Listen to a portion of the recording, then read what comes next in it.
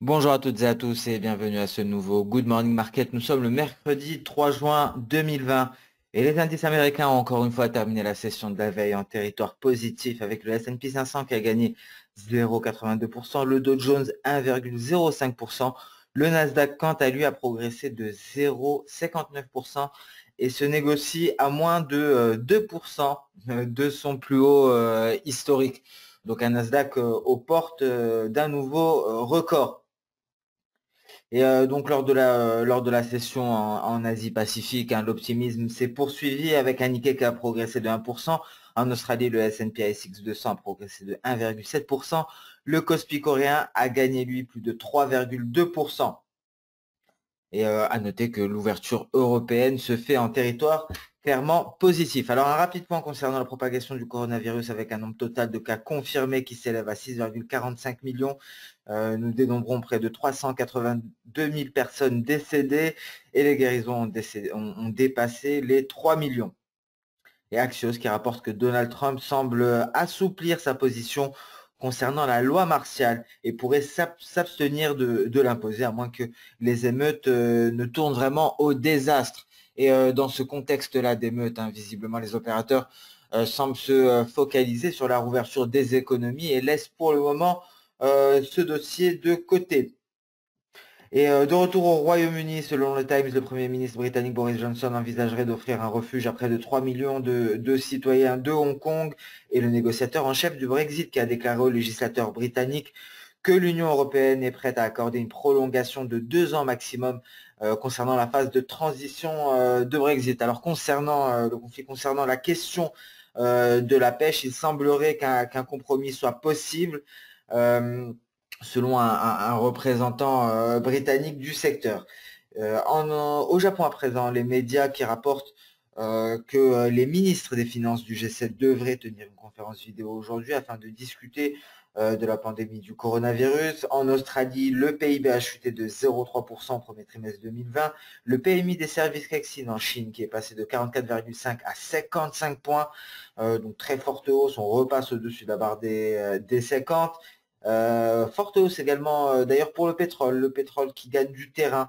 Cela fait suite à des rapports qui n'ont toujours pas été confirmés selon lesquels l'OPEP+ aurait convenu d'une prolongation d'un mois de l'accord actuel de réduction de production, hein, nous l'avions abordé hier. Et les données de l'API ont montré une baisse des stocks de pétrole à hauteur de 0,5 millions de barils. On s'attendait à une constitution de stock à hauteur de 3,1 millions de barils. Et Nissan qui a déclaré que sans l'accord du Brexit, ces opérations aux États-Unis ne seront plus viables. Alors voilà pour l'actualité économique et financière. Hein. Nous sommes en configuration risk-on. Les opérateurs sont prêts à prendre des risques et continuent donc de privilégier les actifs risqués comme le marché action, le Nasdaq qui était très proche de ses plus hauts historiques. Cependant, le calendrier économique devrait être plutôt fourni aujourd'hui. Donc, on va prendre connaissance de pas mal de PMI pour le mois de mai.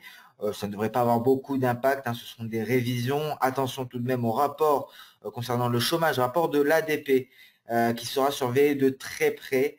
Encore une fois, cela pourrait nous donner des indications avant la publication du NFP, les Non-Farm Payroll, comme chaque premier vendredi du mois. Donc ce sera bien entendu ce vendredi. Donc à surveiller les chiffres de l'ADP, les PMI. À part cela, il faut garder à l'esprit donc cette vidéoconférence des ministres des Finances du G7.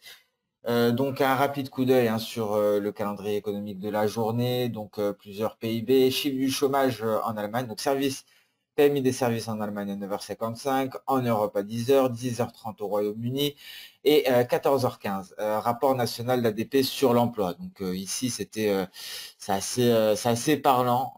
Ce graphique est assez parlant.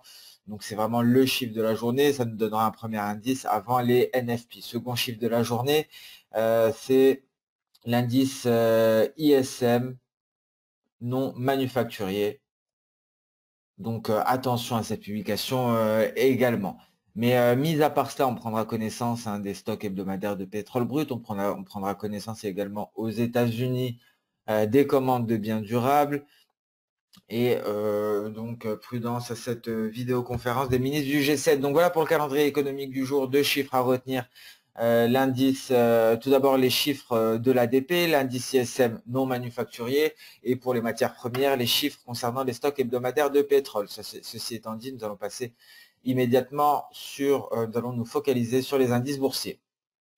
Et nous allons débuter par une vision hebdomadaire du DAX, le DAX qui intègre son nuage, qui se rapproche des 12 250, qui s'est affranchi du seuil psychologique des 12 000 points. Le Dow Jones, quant à lui, s'est affranchi il y a bien longtemps de cela des 25 000, et maintenant, ce que l'on va aller chercher, ce sont les 26 000. C'est la barre des 26 000 points, le seuil psychologique qui pourrait être testé par le Dow Jones. D'un point de vue journalier pour le DAX, assez impressionnant hein, cette hausse qui perdure. Hein. Nous avons eu une seule bougie rouge en 3, 4, 5, 6, 7, 8, 9, près de 10 séances avec une seule bougie rouge. Donc une hausse qui se poursuit avec un momentum fort. Le CAC 40 également, hein, qui a réintégré son bison ascendant en données journalières, et grâce à ce gap breakaway, un gap de rupture, s'est affranchi de son nuage et se retrouve aux portes également de la barre ici des 5000 points. Ce sera le niveau qui fera office de résistance si l'optimisme se poursuit, un seuil psychologique à 5000 points que le CAC 40 pourrait aller chercher en plein milieu de ce gap ici. Nous allons passer sur des visions intraday, notamment la vision H4. Nous avions abordé ce N haussier qui n'était pas un N, hein, souvenez-vous. Nous avons plusieurs types de vagues. Donc ici, le raisonnement, nous avons retracé moins de 50% de l'impulsion AB. Donc lorsque nous retraçons moins de 50% de l'impulsion AB, il s'agit donc d'une formation en V. Donc ce que l'on va aller chercher, c'est V. Voilà, donc V, on retrace moins de 50% de la première vague. Donc après avoir tracé ici mes différents niveaux, je peux maintenir uniquement V pour une meilleure visibilité. C'est très exactement le niveau que nous sommes allés chercher. C'est le niveau actuel en H4 ici pour le DAX. En données H1, nous avions également une vague ici haussière. Il me semble que nous avions retracé 50%. Souvenez-vous ici, lorsque nous retraçons 50%, cela représente une vague N classique. Donc, on va chercher la projection N ici. Donc encore une fois, hein, donc souvenez-vous, c'est un objectif qui a déjà été atteint. Si l'on retire le tout, le N avait déjà été largement atteint. Nous sommes largement au-dessus à présent, aux alentours des 12 150, 12 142 très exactement. Donc ce qu'il faut noter ici également sur le DAX, sur une vision un peu plus globale. Nous allons tracer l'oblique haussière qui relie les différents sommets que voici pour essayer de déterminer une éventuelle formation chartiste. L'oblique baissière qui rallie les différents creux. Visiblement, on voit que les deux lignes haussières et baissières convergent l'une vers l'autre. Ce n'est donc pas un canal haussier. Lorsque ça converge, c'est un biseau ascendant. Un biseau ascendant que l'on peut voir aisément ici en utilisant l'outil triangle afin de le tracer. Et on peut retirer à présent les deux bornes. Donc voilà pour notre biseau ascendant sur le DAX en données H1. Ce type de biseau étant donné qu'il est ascendant, on devra en sortir par le bas. À modérer tout de même, ça pourrait ne pas être dans l'immédiat, étant donné que nous avons un nuage ici hein, qui est en support. Vous voyez ce nuage qui vient renforcer le bas du biseau. Donc on pourrait émettre éventuellement l'hypothèse d'un test du bas du biseau en vue de poursuivre par la suite à la hausse, peut-être une sortie en tentant ici de trouver une zone où il n'y aura pas de nuage qui vient renforcer le bas du biseau. Ce ne sont que des hypothèses bien entendu. On pourrait poursuivre à la hausse ici pour aller chercher les 12 287. En tout cas, il faut garder à l'esprit cette figure chartiste, ce biseau ascendant à connotation baissière sur le DAX allemand. Et il faut garder à l'esprit que nous venons tout juste de venir atteindre la projection V pour cette vague de type V issue des projections d'Osoda. Donc voilà pour les indices européens. Nous allons passer sans plus tarder sur les indices américains, commencer par une vision tout d'abord journalière. Le S&P 500 qui s'est affranchi ici de la résistance hier, les 3046, on s'en éloigne considérablement. Nous sommes aux portes des 3100, environ 3090. Attention, grosse résistance ici à 3125. À noter que c'est un palier de SSB, c'est un palier de Kijun également. Donc un niveau que nous allons garder sous surveillance. Ça pourrait être un frein majeur en vue d'une poursuite de la hausse des cours. Donc prudence à ce niveau, les 3125 points sur le S&P 500. Le Dow Jones également qui poursuit ici à la hausse, qui est très exactement bloqué par les 25 830 points, ce qui correspond très exactement à la clôture ici. La clôture du 6 mars 2020, hein, par la suite, nous avons eu ce gap baissier, donc nous sommes très exactement à ce niveau de clôture, 25 830 pour le Dow Jones. Le Nasdaq, lui, ne cesse de progresser à la hausse et se rapproche de ses records, hein. Nous sommes allés chercher les 9690 points. Le record historique ici est aux alentours de 9670 points. Donc nous sommes plus ou moins à 100 points du record historique. Donc voilà pour la vision journalière. On s'intéresse directement à la vision sur le Nasdaq en intraday, car nous avons sous surveillance une configuration, le pattern bullish Ishimoku, donc ce fameux double creux qui continue de se confirmer avec un premier objectif qui n'a toujours pas été atteint, un premier objectif à 9785. Souvenez-vous, 9785, c'est au-dessus du record historique sur le Nasdaq. Donc cela voudrait dire que nous devrions marquer un nouveau point haut, un nouveau record historique sur le Nasdaq si jamais le premier objectif de cette figure avait été atteint. Je rappelle très rapidement les différentes conditions, hein. Je l'ai répété lors des 2 derniers Good Morning Market, c'est de l'intraday, donc il faut que le point A et le point C soient séparés de plus ou moins 23 périodes. Alors ici, c'est le cas, nous avons plus ou moins 23 chandeliers entre A et C. Il faut que la lagging span et la Kijun se croisent, ça a été le cas à ce niveau-là. Il faut que la Kijun et la Tenkan se croisent, pardon, c'était à ce niveau-là. Il faut également que la lagging span franchisse les prix, ça a été fait à ce niveau-là. Il faut un franchissement du nuage avec une accélération, chose faite, et il faut également un pullback, ça c'est optionnel, du nuage, c'est chose faite également. Premier pullback, nous en avons même eu plusieurs, hein, le second, le troisième, le quatrième, même un cinquième ici. Ça ne nous a pas invalidé le signal. Alors normalement, au maximum, on aurait dû aller chercher la Kijun. C'est le nuage que nous sommes allés chercher. Tant que nous sommes au-dessus du nuage, la tendance reste haussière. Il n'y a pas eu de nouveau déséquilibre. Il n'y a pas eu de passage à l'équilibre. Je vous rappelle que le nuage matérialise l'équilibre du marché. Donc, une configuration haussière qui est largement d'actualité. Et donc, un premier objectif à 9785. Je vous rappelle, pour ce type de figure, pour ces doubles bottom, il faut sélectionner E et le multiplier par 3 pour avoir les 3 objectifs, car l'objectif, ça serait 1E, 2E et 3E. Voici 1E, voici 2E et voici 3E. On passe à présent sur le S&P 500. Intéressant sur le S&P 500. On peut voir ici, hein, on peut déceler plusieurs vagues.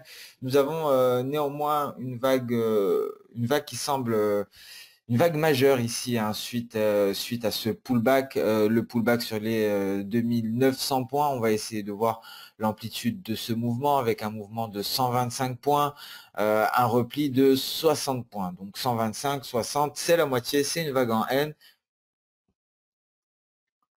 Donc ici, c'est la projection N qui va immédiatement nous intéresser. Et très précisément le niveau que nous avons atteint. Donc une vague qui semble finaliser ici suite au franchissement par le haut de cette oblique haussière, un pullback aux alentours des 2900 points. Donc les 3094, c'était l'objectif que nous avons atteint très précisément, on peut le voir ici, très précisément. Donc prudence tout de même sur le S&P 500, un ajout Ishimoku pour plus de précision, tout d'abord pour voir à quel niveau se situe le nuage et s'il y a des faiblesses. Donc nous sommes allés chercher pour le moment la Tenkan. On pourrait décanter éventuellement ce mouvement, histoire de voir s'il y a un peu plus de progression envisageable à la hausse. Ici, nous avons une progression haussière, un premier mouvement AB de, on va dire, 40 points environ. Et un retrait de 25 points. Donc ici, on va chercher plus bas que les 50%, donc c'est une vague en E. Vous avez, souvenez-vous de cette fiche que vous retrouverez d'ailleurs en description de cette vidéo. Ça vous permettra d'intégrer tout cela et après, lorsque vous les aurez appris par cœur, ça ira très très vite. Vous pourrez déterminer quel type de vague et quelle projection aller chercher. Ici, on a retracé plus de 50% de la première vague. C'est une vague en E. Donc, je vais déterminer mes différents points, mon point A, mon point B, mon point C. Quel niveau je vais aller chercher? Je vais aller simplement chercher E ici. Et on pourrait aller chercher les 3115 points en vue de finaliser cette vague E. Donc des perspectives qui restent haussières ici sur les indices américains. Le Dow Jones. Alors le Dow Jones également qui offre une configuration similaire. On peut constater ici un mouvement aussi avec un retracement à vue d'œil de moins de 50% si on vient placer le point A ici, le point B ici et le point B et le point C ici. Donc de A à B, l'amplitude du mouvement est de 1690 points, de B à C, 700 points. Donc c'est moins de 50%. Nous faisons face à une vague V. Nous allons vérifier. Vague V, la vague I baissière retrace moins de 50%. Nous avons retracé moins de 50% dans ce mouvement. Et donc, c'est un V.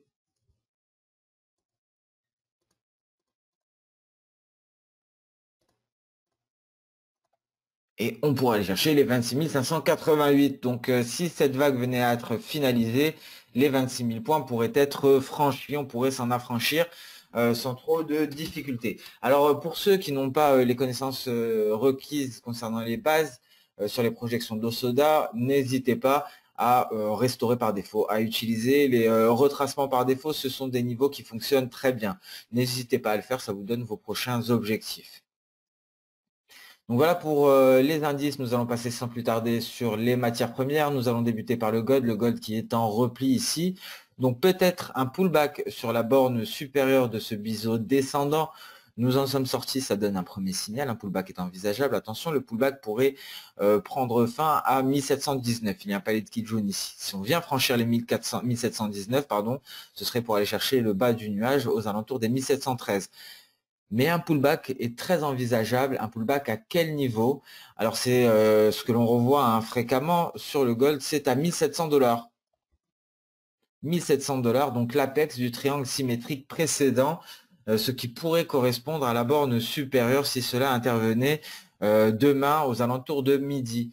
Donc c'est un scénario qui semble extrêmement probable. Si ce scénario venait à se réaliser, ce serait vraiment l'ultime chance pour les retardataires d'entrer éventuellement dans un mouvement qui pourrait être largement plus ample sur le gold. Donc prudence à ce niveau-là, plusieurs niveaux à surveiller, des niveaux intermédiaires, les 1719 très exactement. La sortie du nuage est légèrement au-dessus des 1710 et après, ça pourrait, on pourrait directement aller chercher les 1700.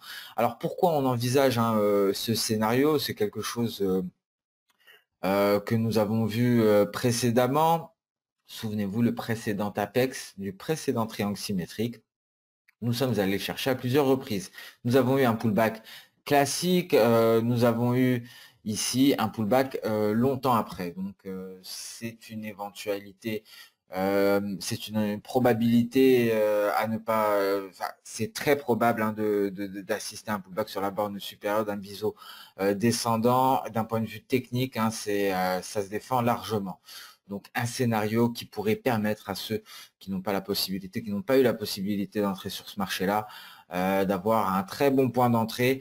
Ça pourrait même être le meilleur car ça pourrait être le début d'une impulsion haussière et on pourrait s'éloigner définitivement de ce niveau des 1700 pour aller travailler sur des zones largement au-dessus. Les pétroles qui ont progressé clairement à la hausse On va le voir ici à l'image du WTI, hein, plusieurs vagues ici en formation. Pour l'heure, nous avons cette vague en N ici. On peut constater qu'il y a eu un retracement de moins de 50%. Cela correspond à une vague en V. Donc nous n'allons conserver que V ici. Et c'est le niveau que nous sommes allés chercher très exactement à quelques cents près, les 38,28. Donc un V ici qui semble finalisé. Nous avions précédemment hein, une vague, c'était également une vague en V ici. Hein. Nous avions retracé moins de 50% de la hausse en ne conservant ici que le V. C'est un objectif qui avait été largement réalisé. Nous avons même pris appui sur ce point-là avant de repartir à la hausse, ce qui nous a permis de finaliser ici cette vague. Donc prudence pour le moment.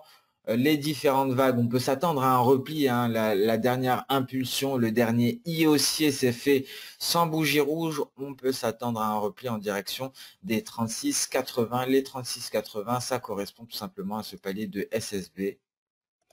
Et donc après avoir réalisé l'objectif, finalisé ici, ce N haussier qui nous a fourni une projection V, on pourrait se replier en direction des 36,86 en vue peut-être de tester la Tenkan. Donc prudente sur le pétrole. Ici en données H1, nous avons réalisé hein, clairement tous les objectifs de tous nos retracements. Nous avions une vague en E. L'objectif a été surpassé, donc un repli est envisageable pour le moment, peut-être pour un test de la Kijun, aux alentours des 36,80, 36,80 ici, ça correspond à ce palier de SSB. Donc ça concorde. On s'intéresse au café à présent. Hein. D'ailleurs, nous avons détaillé hier dans un article disponible pour nos clients le commodity wrap. Nous avons détaillé la situation fondamentale sur le café. Il faut garder à l'esprit que les fondamentaux sont mitigés concernant le café. Nous avons également parlé du Robusta. Il y a plusieurs éléments à garder en considération. Donc, n'hésitez pas, pour ceux qui sont intéressés sur cette matière première agricole, à consulter le commodity wrap d'hier. Hein, ça vous prendra 9 minutes de lecture. Sinon, vous pouvez vous intéresser uniquement au café. Cette fois-ci, nous avons traité du café, de l'aluminium, du pétrole et du gold. Alors, le café qui s'est replié ici aux alentours des 97,70. L'USD-BRL semble confirmer la figure chartiste. Nous avons cette ligne de coup que je viens d'affiner et donc visiblement on pourrait aller chercher l'objectif théorique pour l'USD-BRL. Nous avons ici 6430 pips et donc un objectif à 4,61, très exactement ce support. Donc voilà pour l'objectif théorique de cette épaule, tête, épaule qui nous a permis d'aller marquer un sommet historique. C'est la faiblesse hein, du réal brésilien ici qui est mise en évidence, un réal brésilien qui pourrait reprendre des couleurs. En tout cas ici nous avons franchi la ligne de coup, ce signal sera validé en cas de franchissement des 5,17. Et cette baisse de l'USD BRL bien entendu sera extrêmement haussier pour le gold, extrêmement haussier pardon pour le café qui est allé tester ici les 95,50 et qui était reparti à la hausse. La résistance est à 101 mais avant ça la grosse résistance sera à 100. Donc 100, il faudra s'en affranchir et par la suite, donc, on pourrait éventuellement s'intéresser à la formation de la prochaine vague haussière, ce qui certainement nous permettra de déterminer certains niveaux. On a pas mal de paliers ici, hein. Attention en vue d'une poursuite de la hausse, mais les éléments fondamentaux nous incitent à la prudence hein, pour le moment. Donc observation sur le SDBRL, observation de l'évolution des fondamentaux pour le café, en tout cas une tendance haussière qui pourrait se déployer et lorsque ça part à la hausse sur le café, ça va très vite. Donc nous serons extrêmement attentifs à l'évolution du café lors des prochains jours. Le silver également, hein, je ne l'ai pas abordé, j'ai oublié, j'aurais dû l'aborder après le gold, qui s'est replié en direction du bas de son nuage hein, sans en sortir par le bas. Donc, on pourra avoir une confirmation également hein, d'une poursuite de la hausse des métaux précieux en cas de sortie du nuage par le haut. Pour le silver, une sortie du nuage qui pourrait intervenir ici, dès demain ou dès ce soir. Donc, nous garderons également un œil sur le silver. Nous allons passer à présent sur le marché d'échange avec l'euro-dollar qui ne cesse de progresser à la hausse. Le dollar index qui poursuit son repli avec même ici un gap baissier avec pour objectif les 97,22. Donc un repli qui devrait se poursuivre à présent. Les différents objectifs nous sont donnés par les paliers. Des paliers que nous allons mettre en évidence. Un premier palier de SSB qui représente le premier objectif pour le dollar index. C'est un palier également de Kijun que l'on retrouve ici.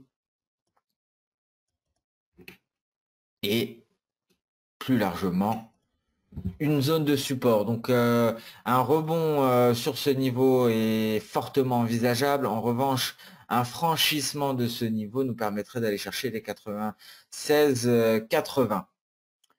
Cela s'est matérialisé par une poursuite de la hausse de l'euro-dollar. Nous allons détailler hein, ce qui s'est passé sur l'euro-dollar. Nous sommes allés chercher plusieurs sommets. Tout d'abord, celui du 3 février. Par la suite, nous sommes allés chercher celui du 27 mars pour aller chercher par la suite celui du 16 janvier. Et nous sommes en direction du sommet du 1er janvier 2020 comme énoncé hier. Donc une hausse qui se poursuit sur l'euro-dollar avec ici une lagging span qui est clairement dégagée. Donc prudence au contact des 1,1234 et notamment au cas où l'euro-dollar aurait trouvé un plancher sur cette zone de support, car on pourrait assister dans ce cas-là à un repli de l'euro-dollar et là on enchaîne les séances haussières. Donc après un test des 1,1233, c'est largement envisageable. GBP-USD qui poursuit et qui teste le niveau des 1,2592, 1,26. Donc ici, c'est la résistance. Hein. On peut s'attendre également à un repli du GBP-USD en cas de franchissement de ce niveau. Ce serait pour aller chercher les 1,2730. Et l'USD-CAD hein, qui temporise sur sa zone de support et un repli ici des pétroles pourrait justifier un retour à la hausse de l'USD-CAD après avoir testé ce support majeur. À noter également la progression hein, de l'AUD-USD assez spectaculaire, l'AUD-USD qui est venu tester ici les 0,69 dernier rempart avant le seuil psychologique des 0,70 pour l'AUD-USD. Hein. On revient de loin ici depuis le 20 mars, 19 mars on était à 0,55, on est en train de se rapprocher des 0,70 à nouveau.